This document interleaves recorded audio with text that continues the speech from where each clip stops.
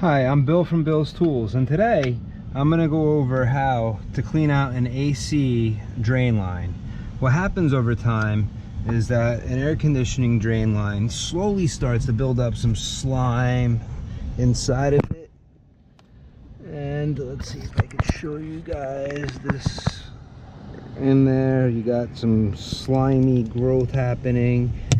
Just happens. There's nothing you can really do about it over time. So I find the first thing is that you should have a clean out installed on your drain line. And the easiest way for a clean out is you get a T-fitting, a trap, and a coupling. You'll need a male pipe adapter, so this way you can thread it into your unit, a small piece of pipe or whatever you need to pipe the T in. Then you're gonna need a small piece of pipe on here, a cap, because one thing that's critical with an AC system is that you do not want this to be opened, or else what happens is that it's going to be sucking air in through here and holding the water back inside the pan. So we're gonna put this on here at first, and then here goes the AC drain line. Now the two main ways to clean a drain, my preferred way is just with hot water and using a zip tie / Panduit that you will find used on most duct connections in most attics. Not this attic, but in most attics. Yeah, right there you got it though. And then if it's, this works great as long as it's not 100% standstill. If you have a standstill, then you're gonna need some kind of compressed high pressure air to push it through. This is why this clean out comes in handy, because here, this is the spot that gets gunked up, is your trap. Now first things first, let's turn off our unit. We're gonna turn the AC off. Let's open the system up.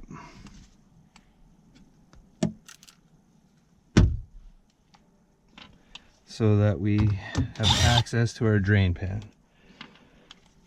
The reason why I prefer the water over the air will move the gunk. It may not clear it all the way through though and flush it through. The water is gonna push the gunk all the way through. I'm only gonna remove the blower compartment door. I'm not gonna actually, I may take that off. I don't think I'm planning on it. The magnet on this light is really strong, so I just took that right off. Okay. This unit was a real pain when I had to install it. Looking at the coil, it looks like the coil's saturated pretty evenly. Okay, so to start with the drain cleaning, first things first, you're gonna take the strap. You can use a cut off piece of Romex wire works. I've used that. I've cut off a piece of a V-belt I had sitting around. That also works. But this seems to almost fill in perfectly the inside of the PVC pipe. And it'll push the gunk right out of your way. Also, this lets you know if you have a leak in evaporator coil. Because when you pull this out, see, you don't have to go far, because it's just right here you're doing. But I don't have any oil on that. But if you have oil on this, you now have a leak in evaporator coil. Now you can pour in to here, but I would have to pull out the capacitor. But to clear your drain, all you're gonna have to do is just flush water straight through. Don't worry about spilling a little bit, it'll dry. By pouring the water straight through your drain, it's gonna push all of the gunking crap out of your way.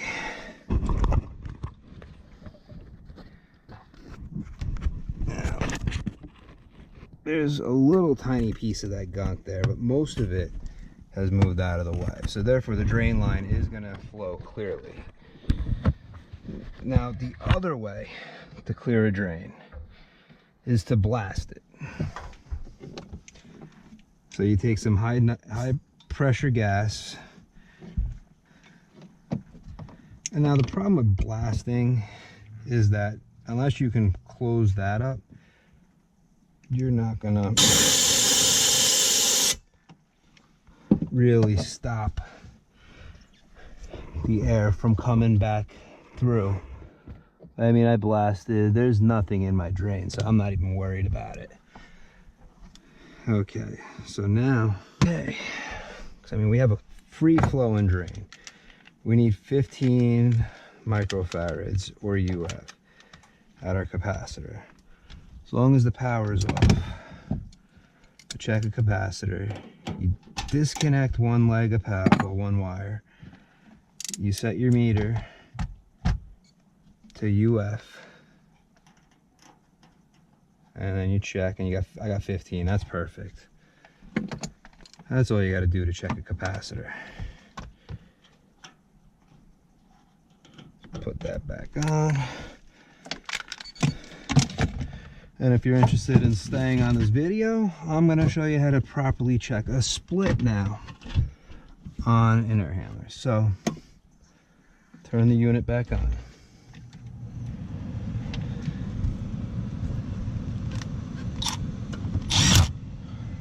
I'll put the screws back in. As it runs, the fan will help hold it in place. But for clearing a drain, I prefer the water. Some people prefer air, the little gallows guns. After the winter time, you have drain pieces that sit pretty flat. There's times where those might freeze. So you can send air through it, but unfortunately the air will go right through. You won't know if you have a broken drain at all, if it cracked or froze over the winter. So that's why I prefer the water method. This way I know that the water goes through, and if not, I'm gonna see water dripping somewhere. Something will be wet before it makes its way out, and I'd rather only have a gallon of water spilling than the AC running, and a lot more than a gallon of water is spilling. Okay, so now that is a tin screw that doesn't go to the door.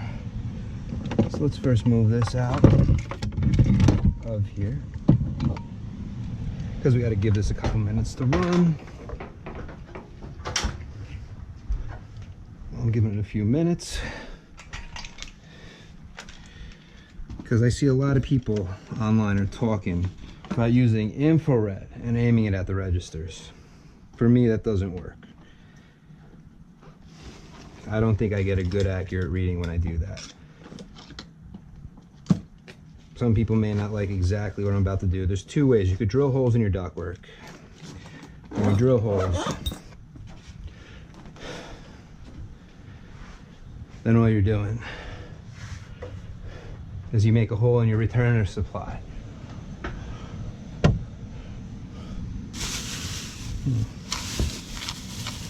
What did I leave here from when I installed it? Oh, look at these shockwave bits. These are good bits. Yeah, these screws, good decking screws, I don't care about. And what else is up here? This is all from when I installed this. I'm the only one that ever come. Okay, I gotta get rid of that. Okay, so we have 74 degrees on our return.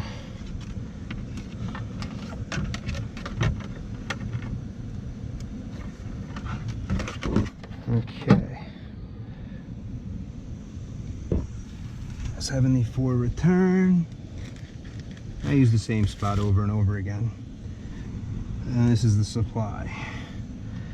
It's coming off the duct right here. It's not far away. I like to usually drill holes.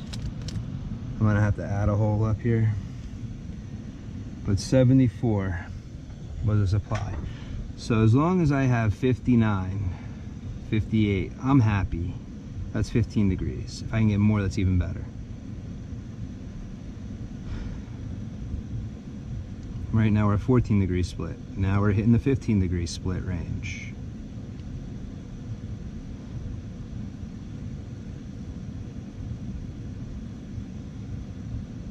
Now we're in the 16 degree split range.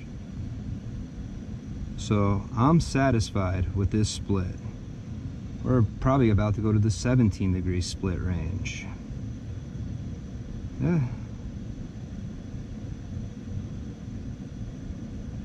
Okay, so that's how you check a split. You don't want to check at the grills. You want to really check, drill a hole here, or I like to just pop a little hole with my thermometer, get my return supply. The hole's so small it's not going to hurt anything. Oh, I should have gone here. I think that's where I went last time. Nah, I'm still using the same hole over and over again. But I mean, 57. I'm satisfied with this.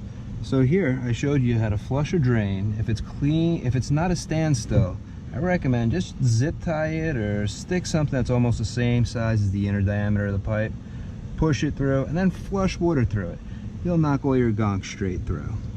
If you are restricted, then use pressurized air because it'll help push and break it, and then flush afterwards. So this way you push that gunk out of the pipe.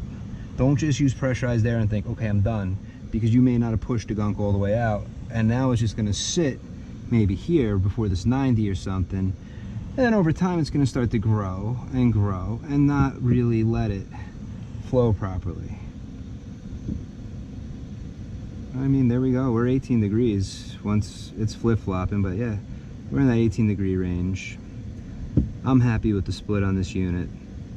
Well, I'm Bill's from Bill's Tools, and I just showed you how to clean an AC drain out and how to check a split. Don't do it from the registers because the infrareds don't work correctly.